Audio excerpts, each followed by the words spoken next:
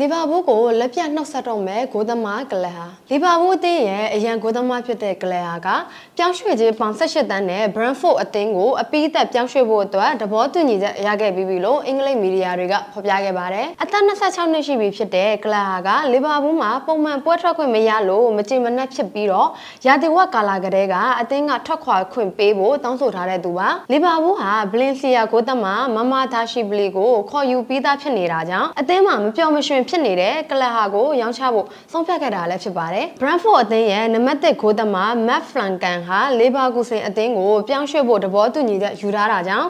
ဂိုးသမားအသစ်ရှာဖွေနေတဲ့ Brentford ဟာကလဟာကိုပုံမှန်ပွဲထွက်ခွင့်အတွက်အာမခံချက်ပေးပြီးတော့ခေါ်ယူခဲ့တာလည်းဖြစ်ပါတယ်။ကလဟာကိုတိုင်းလည်းကျွန်တော်မှနံပါတ်1ဂိုးသမားဖြစ်ထိုက်တဲ့အရေးချင်းမျိုးရှိတယ်လို့ယုံကြည်ပါတယ်။အရင်ကလည်းပြောခဲ့ပြီးသားပါကျွန်တော်ဟာအပတ်စဉ်ကစားခွင့်ရမယ်လက်စွမ်းမျိုးပိုင်ဆိုင်ထားတဲ့သူမျိုးပါ။ဒီရာသီမှာကံကောင်းထောက်မစွာနဲ့ပွဲအများကြီးကစားခွင့်ရခဲ့ပေမဲ့စိတ်ကြည်နမှုမရှိသေးပါဘူး။ပုံမှန်ပွဲထွက်ခွင့်ရဖို့ကကျွန်တော်ရဲ့ဆန္ဒပါဆိုပြီးတော့ရာသီကုန်နောက်ဆုံးပွဲစဉ်မှာသတင်းထောက်တွေကိုပြောခဲ့ပူပါတယ်။အသင်းသစ်မှာအဆင်ပြေပါစေလို့ဆုတောင်းပေးလိုက်ပါတယ်ကလဟာ။